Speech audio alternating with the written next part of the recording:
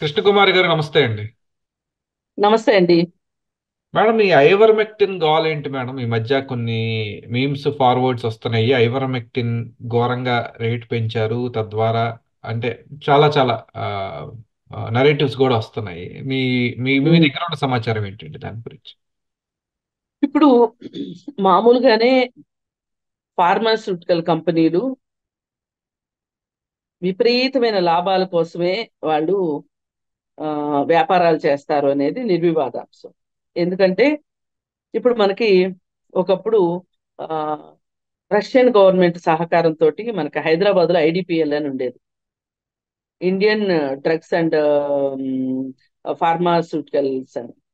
అయితే ఈ ఐడిపిఎల్ లో మనకి ఒక 10 పైసలకు తయారయ్యే టాబ్లెట్, అదే ఒక ప్రైవేట్ సంస్థ గనక, అంటే ప్రైవేటు వ్యాపారి గనక తయారు చేసి దాన్ని మార్కెట్లోకి తీసుకుని వచ్చి ఆ మ్, అన్ని చేసిన తర్వాత అది ఒక రూపాయికి వెళ్ళిపోయిన పరిస్థితి చూసాం మనం. మన కళ్ళారా ఐడిపిఎల్ కుప్పగూలిపోవటం మనం చూసాం. అయితే ఆ ఈ 90 పైసలు ప్రజల డబ్బుని లూటీ చేస్తున్నారు ప్రైవేట్ వ్యాపారస్తులు.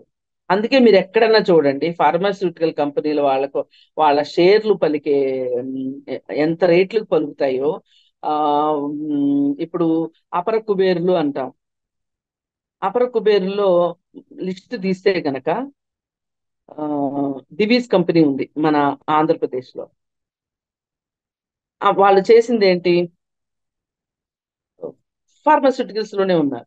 వాళ్ళేం మాయలు చేశారు, మంత్రాలు చేశారు నాకైతే తెలియదు, కానీ ఈ బిజినెస్ లో అంత డబ్బు ఉంది కాబట్టి వాళ్ళు మాత్రమే అపర కుబేరులాగా ఉన్నారు. ఈవెన్ రియల్ ఎస్టేట్ కంపెనీలు కూడా, ఇన్ఫ్రా కంపెనీలు కూడా వెనకే ఉన్నాయి, ముందే ఆయన ఉన్నారు. అయితే మరి ఇలాంటి పరిస్థితుల్లో ఆ, ఈ ఈ ఫార్మాస్యూటికల్ కంపెనీలకి విపరీతమైన లాభాలు వస్తున్నాయి అనే సంగతి మోడీకి అర్థమైపోయింది. అర్థమైపోయి అంటే వాళ్ళు ఎవరిని గట్టిగా పట్టుకుంటే, ఎవరి గొంతు నొక్కితే ఎంత కక్కుతారు అనే సంగతి ఆయనకి బాగా వెనతో పెట్టిన విద్య. అందుకని ఏం చేశాడు, ఫార్మాస్యూటికల్ కంపెనీల వాళ్ళ మీద ఆ, చూపు పెట్టుకొని వాళ్ళందరికీ ఆ, నోటీసులు పంపటం. అంటే వాళ్ళ వాళ్ళ వ్యక్తులు ఎవరో మాట్లాడతారు వీళ్ళతోటి, మీరు మాకు ఎలక్ట్రల్ బాండ్స్ ప్రకారం మాకు డబ్బులు కట్టాలి, మా ఇవి కొనుక్కోవాలి, మీరు కొనము అన్నారనుకోండి, ఇమ్మీడియట్ గా ఈడీ రైడ్ జరుగుతుంది ఆ కంపెనీ మీద. నేను కేవలం ఫార్మాస్యూటికల్ కంపెనీల గురించే మాట్లాడుతున్నా, మిగతా అన్నిటి విషయం కాదు. మిగతా అన్నిట్లోనూ అలాగే చేశారు, అది సందర్భం వచ్చినప్పుడు మాట్లాడుకుందాం. దాడి చేసి దానికి సంబంధించిన ప్రూఫ్లు కూడా ఉన్నాయి. ఈవేళ ఈడీ దాడి జరుగుతుంది, సబ్సిక్వెంట్ గా వాళ్ళు ఎలక్ట్రల్ బాండ్ కొంటారు, వాళ్ళ మీద దాడులు ఆగిపోతాయి. ఇలా జరిగిన నేపథ్యంలో ఐవర్మెక్టిన్ అనే మందు డయాబెటీస్ కు వాడతారు. అలాగే హార్మోనల్ ఇంబ్యాలెన్స్ కి వాడతారు. అంటే హార్మోనల్ ఇంబ్యాలెన్స్ వస్తేనే డయాబెటీస్ వస్తుంది. అది ప్రధానంగా వాడే మందు. ఆ మందు స్ట్రిప్ అంటే ఇవాళ డయాబెటీస్ కి ఇండియా రాజధాని అయింది అని అందరికీ తెలుసు కదా, ఒప్పుకుంటారు కదా అందరూ. వీళ్ళు ఏం చేస్తారు, ఫార్మాస్యూటికల్ కంపెనీల వాళ్ళు ఎవరైతే ఈ స్టాండర్డ్స్ డిసైడ్ చేస్తారో, ఏది, ఇప్పుడు ఇంత రీడింగ్ వస్తే దీన్ని షుగర్ అంటారు, ఇంత రీడింగ్ వస్తే హై షుగర్ అంటారు, ఇంత రీడింగ్ వస్తే మీడియం షుగర్ అంటారు అని అంటారు కదా. వీళ్ళు ఏం చేశారు అంటే, రాబోయే మీకు రాబోతుంది షుగరు, మీరు రెడీగా ఉన్నారు, ఇంకా మీరు బస్ ఎక్కడమే ఆలస్యం అన్నట్లుగా వాళ్ళ జర్నల్స్ లో, మెడికల్ జర్నల్స్ లో ఆర్టికల్స్ రావటము, ఆ ఆర్టికల్స్ చూసి మీడియా సంస్థలు ప్రోగ్రాములు చేయటము, ప్రజలకి ఈ విషయాన్ని, ఈ విజ్ఞానం వాళ్ళ దృష్టిలో ఇది చాలా విజ్ఞానం అన్నమాట, ఈ విజ్ఞానాన్ని అందజేయడము. అది చూసిన ప్రజలు అమ్మో ఇంకేముంది, నాకు షుగర్ వచ్చేస్తుంది, నాకు షుగర్ వచ్చేస్తుంది అనుకోవటం. ఇవాళ 100 మంది షుగర్ డాక్టర్లు ఉంటేనండి, డయాబెటిస్ డాక్టర్స్, ఇద్దరో ముగ్గురో ఏం చెప్తారంటే, మేము ఇప్పుడే మందులు పెట్టమండి, మీరు మీ లైఫ్ స్టైల్ చేంజ్ చేసుకొని రండి. లైఫ్ స్టైల్ చేంజ్ చేసుకుంటే కూడా ఆ మీకు ఇదే విధంగా డయాబెటీస్ ఉంటేనే అప్పుడు మందులు స్టార్ట్ చేస్తామండి అని చెప్పే మహానుభావులు నిజంగా వాళ్ళకి చేతులెత్తి దండం పెట్టొచ్చు. అట్లాంటి డాక్టర్లు కొంతమంది ఉన్నారు. వాళ్ళకి ఏమీ ప్రాక్టీస్ ఉండదు మీరు గమనిస్తే. అయితే అలా కాకుండా భయపెట్టేసేసి వీళ్ళకి మందులు రాసేయటం. ఇవి వీళ్ళు లైఫ్ స్టైల్ చేంజ్ చేసుకోరు. ఎందుకంటే మనం టాబ్లెట్ వేసుకుంటున్నాం కదా ఇంకెందుకు అన్నట్లు. ఈ ఐవర్మెక్టిన్ టాబ్లెట్ ఇట్లా ప్రతి ఇంట్లోనూ ఐవర్మెక్టిన్ టాబ్లెట్లు వాడే పౌరులు ఉన్నారు ఇవాళ మనకి జనాభాలో. అయితే మరి ఈ ఐవర్మెక్టిన్ టాబ్లెట్ ఈ ఎలక్ట్రోల్ బాండ్స్ కొనక ముందు ఆ కంపెనీ రూ. 175కి అమ్మేది. ఇప్పుడు రూ. 350కి అమ్ముతుంది. ఇది ఎప్పుడు అనుకుంటున్నారు? పోయిన సంవత్సరానికి ఈ సంవత్సరానికే తేడా. మరి ఇప్పుడు పోయిన సంవత్సరానికి ఈ సంవత్సరానికి ప్రజల ఆదాయాల్లో ఇంత మార్పు వచ్చిందా? అంటే ఇప్పుడు అంత కొనుగోలు శక్తి కూడా ఉండాలి కదా. అంటే మార్కెట్ మొత్తం పెరిగితేనే కదా అన్ని ఉజ్వలంగా వెళ్ళిపోతే. ఇప్పుడు నాకు జీతం కూడా ఆ విధంగా పెరిగింది అనుకోండి, నేను బాధపడకుండా సరే కానీ ఆ, అన్ని రేట్లు పెరిగినట్టే ఈ మందుల రేట్లు కూడా పెరిగినాయి అనుకుంటాం. మరి వేరేవి ఈ స్థాయిలో పెరగకోకుండా కేవలం ఈ టాబ్లెట్ ఇంత రేటు పెరగడం ఏంటి? ఇప్పుడు ఇది బయటకు వచ్చిన విషయం. అసలు మనం ఏ గమనింపు లేకుండా యాంత్రికంగా మందులు వాడేసేస్తుంటాం. అసలు ఈ రేటు పోయిన నెల మన మెడికల్ బిల్ ఎంత వచ్చింది, ఈ నెల ఎంత వచ్చింది అనేది చూసుకునే అంత జ్ఞానం మనకు ఉండదు. అంత జ్ఞానమే మనకు ఉంటే గనక మనం సరైన నాయకుల్ని ఎన్నుకుంటాం. సరే, ఈ ఐవర్మెక్టిన్ టాబ్లెట్ తయారు చేసే కంపెనీ వాళ్ళ మీద వాళ్ళు ఎలక్ట్రోల్ బాండ్స్ కొన్న తర్వాత ఇది జరిగింది కదా. అంటే ఇక్కడ మనకి బోధపడవలసిన తత్వం ఏంటి అంటే, నువ్వు పెంచుకో రేట్లు. నువ్వు పెంచిన దాంట్లో సగం నాకు ఇవ్వు, సగం నువ్వు తిను. అప్పటికే ఆ కంపెనీ లాభాల్లో ఉంటది. ఇప్పుడు పెంచిన దానివల్ల ఇంకా లాభం వస్తుంది. మరి వెధవ పని చేసుకోవడానికి లైసెన్స్ ఇచ్చినప్పుడు ఆడు కొంచెం వెధవ పని ఎందుకు చేస్తాడు? ఎక్కువ వెధవ పని చేస్తాడు. పైగా ఇంకొకటి ఏంటి, నాకు అండ ఉంది కదా అనే ధైర్యం ఉంటుంది. ఇదివరకు ఏంటి, ధరల ధరలు నిర్ణయించే వాళ్ళు ఏమన్నా అంటారేమో మన మీద, దాడులు, విజిలెన్స్ దాడులు అంటారు వాటిని, అయ్యన్నా చేస్తారేమో అనే ఒక భయం ఉంటది. ఇప్పుడు ఆ భయం కూడా లేదు. పైగా ఇది ప్రజల మీద పడుతున్న ప్రత్యక్ష భారం. ఇది ఓ రకంగా. పరోక్ష భారం ఏంటి అంటే గనక ఇది బీజేపీకి రెండు రకాలుగా పనికొస్తుంది. ప్రజల జేబులేమో లూటీ అవుతున్నాయి ఓ పక్కన ఈ మందులు పెరిగిన దానివల్ల. కంపెనీకి రెండు రకాలుగా లాభం వస్తుంది, బీజేపీకి రెండు రకాలుగా లాభం వస్తుంది. అది ఎట్లా అంటే, బీజేపీకి ఎలక్ట్రల్ బాండ్స్ వస్తున్నాయా, ఇంకొకటి ఇది మొత్తం ఆర్థిక వ్యవస్థ చూసారా ఎంత పెరిగిపోయిందో. మా నేతృత్వంలో చూసారా ఎంత జిఎస్టి వచ్చిందో. ఈ జిఎస్టి అంతా మేము ఎవరికి ఇస్తున్నాం? ప్రజలకే. మీకోసమే, అసలు మేము ఉన్నదే మీకోసం అని బీజేపీ ఇలా ఇన్ని రకాల డ్రామాలకి తెరలేపింది.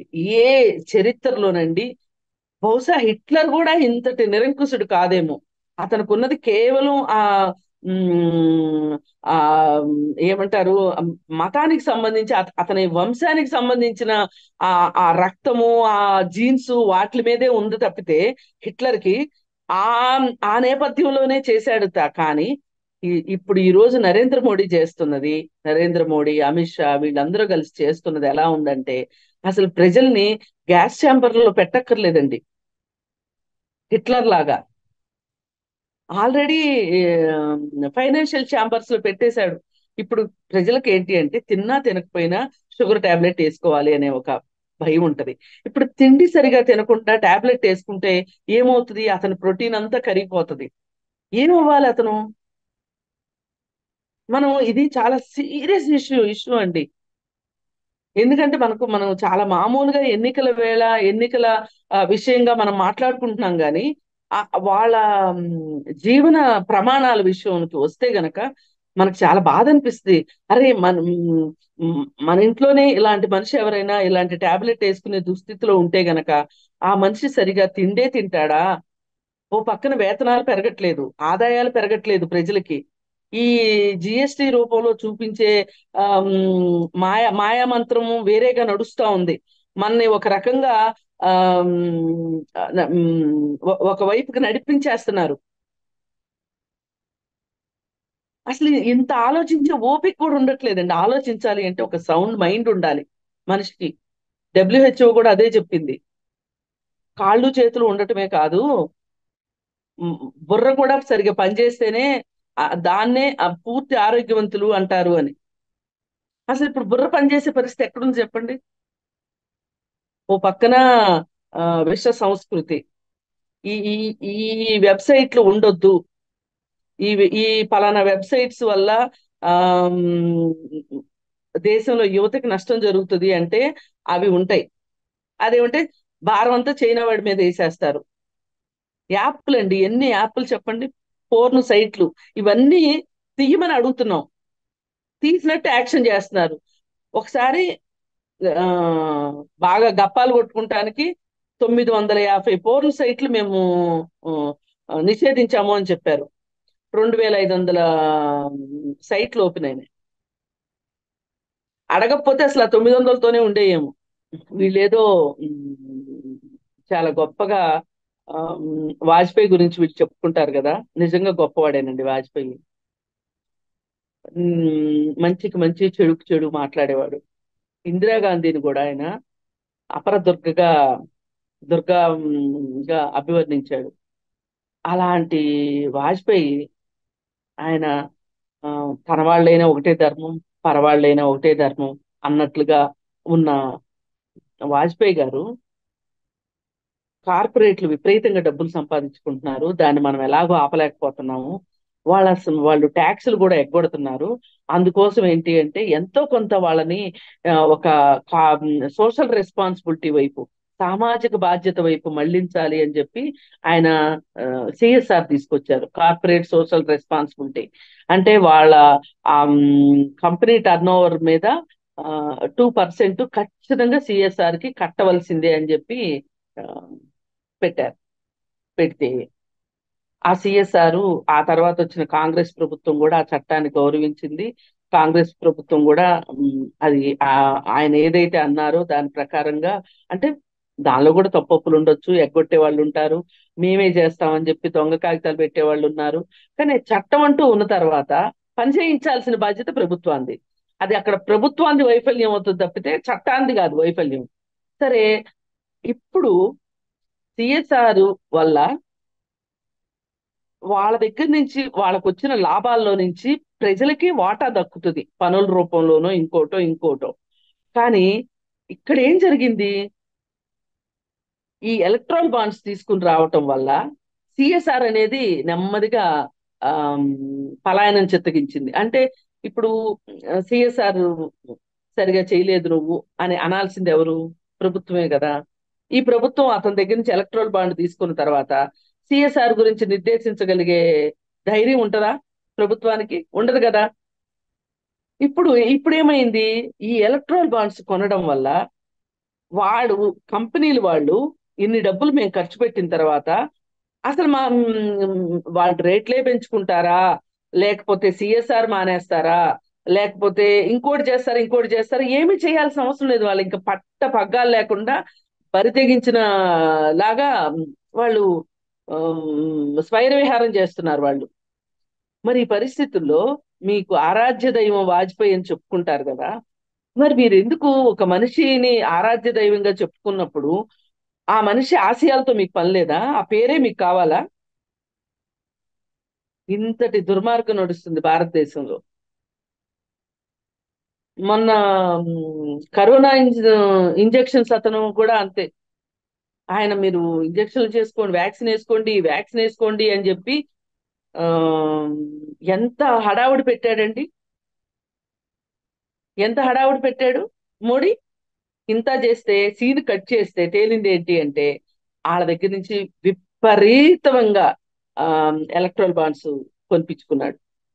వాళ్ళ దగ్గర నుంచి. ఆ డబ్బంతా ఈయనకి చేరింది.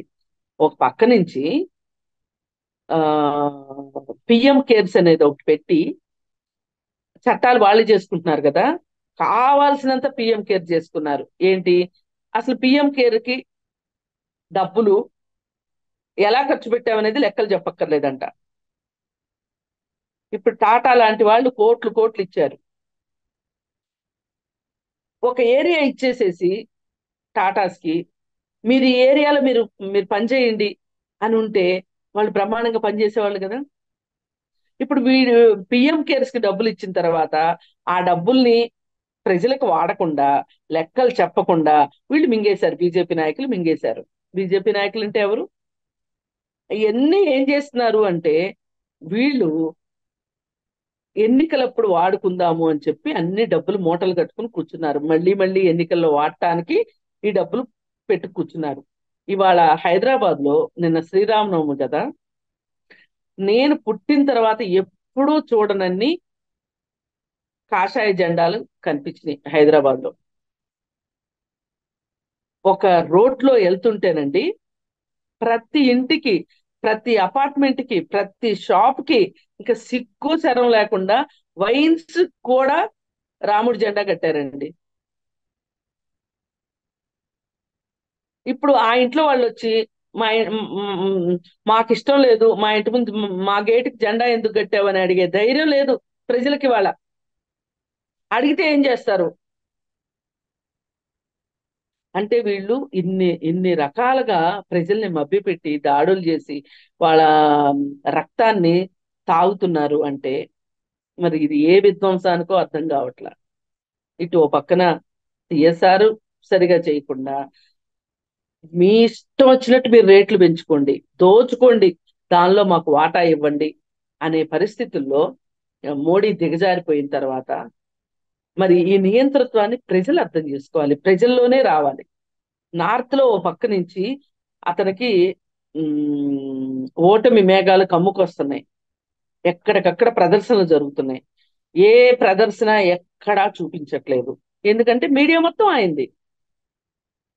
ఈ మీడియా అసలు ఏమీ మాట్లాడట్లా అసలు. ఇంకా అది ఇది కాదు అంటే గనక ఆ ఇప్పుడు ఈయన కొత్తగా ఏం చేశాడో తెలుసా అండి, ఇంకా గమ్మత్తైన విషయం. మీకు కూడా ఇంటర్వ్యూ ఇస్తాడేమో, అడగండి. మోడీ యూట్యూబ్ లో వాళ్ళకి ఇంటర్వ్యూలు ఇస్తున్నాడు. ఇంతవరకు ప్రెస్ మీట్లకి ఏ రోజు ఆయన ప్రెస్ మీట్ పెట్టింది లేదు. ఉం? యూట్యూబ్ మళ్ళీ పెద్ద పెద్ద జర్నలిస్టులకు ఇవ్వట్లేదు. ఇంటర్వ్యూ ఇచ్చినా కూడా వాళ్ళ క్వశ్చన్సే ఉంటాయి కదా మేడం, మాకు ఆ ఫ్రీడమ్ ఉండదుగా. అంటే నేను ఏమంటున్నానంటే, ఏ కార్నర్ ని వదలట్లేదు వాళ్ళు ప్రచారానికి. ఇన్ఫ్లుయెన్సర్స్ వాడుతున్నారు. ఇన్ ఆ, యూట్యూబ్ ఇన్ఫ్లుయెన్సర్స్ తోటి ఇంటర్వ్యూ చేయించుకుంటున్నాడు. ఉమ్. అవసరమా చెప్పండి? నువ్వు ఇంత ప్రెస్ ఉంది కదా అంటే, యూట్యూబ్ వాళ్ళ మీదకి ఎందుకు పడ్డాడు? మెయిన్ స్ట్రీమ్ మీడియా చూడడం తగ్గించేశారు జనాలు. ఏముంది అక్కడ, కొట్టుకోవడమే కదా, ఏముంది అక్కడ తిట్టుకోవడమే కదా, మన అది చూసే బదులు మన ఇంటి పక్కన ఏమన్నా గొడవ జరుగుతుంటే గొడవ చూసుకోవడం నయమన్న పరిస్థితిలోకి ప్రజలు వెళ్ళారు. అందుకని చూడటం మానేశారు. అందుకని ఏం చేశాడు, వీళ్ళు అసలైన ఇన్ఫ్లుయెన్సర్స్ అని యూట్యూబ్ ఇన్ఫ్లుయెన్సర్స్ తోటి మీటింగ్ పెట్టుకొని వాళ్ళు వాళ్ళ మీద నిబంధనలు ఉండవు. ఇప్పుడు ఈ వీడియో యూట్యూబ్ వాళ్ళు చేసిన వీడియో రేపొద్దున ఎలక్షన్ రోజు కూడా ప్రజలు చూసే అవకాశం ఉంటుంది. అది అది అర్థం చేసుకున్నాడు మోడీ. అదే ఇప్పుడు మీకు మెయిన్ స్ట్రీమ్ మీడియాలో ఇంటర్వ్యూలు ఆపేయాలి కదా ఒక 2 రోజుల ముందు. ఓ పక్కన అక్కడ దేశంలో వేరే చోట ఎన్నికలు జరుగుతూ ఉంటాయి, ఇంకో చోట ఈయన ఇంటర్వ్యూ ఇస్తాడు. ఇంక ఎన్నికల కోడ్ ఏముంది చెప్పండి నా బొంద. అందుకోసం ఎట్లా ఎన్ని రకాలుగా వీలైతే అన్ని రకాలుగా అతను వ్యూహాత్మకంగా ముందుకెళ్తున్నాడు. ఆ మన బాధ ఏంటి అంటే, ఎవరైతే ఇతనికి ఆపోజిట్ గా ఉన్నారో, ఆ, వ్యతిరేకంగా ఉన్న వాళ్ళు ఇంత సమాయత్తం కావట్లేదు, ఇంత ఆ వ్యూహాత్మకంగా ఉండట్లేదు. ఇంకా సీట్లు సర్దుబాట్లని, ఇంకా ఇండియా కూటమిలో లోకలకులు. మన దేశం దురదృష్టం అండి, ఇట్లాంటి నియంతృత్వం వాళ్ళు ఉన్నప్పుడు నియంతృత్వాన్ని ఎదుర్కోగలిగే నాయకుడు లేకపోవటం ప్రజల దురదృష్టం.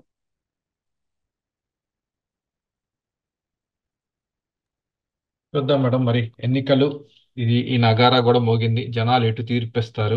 తెలంగాణలో చూసాము, మీడియా కవర్ చేయకపోయినా కూడా బీఆర్ఎస్ గెలవలేకపోయింది. కాంగ్రెస్ పార్టీ వైపు మీడియా అస్సలు చూపించలేదు, అయినా బీఆర్ఎస్ గెలవలేదు. దేశంలో ఏమవుతుందో కాస్త ఆసక్తికరంగానే ఉంది.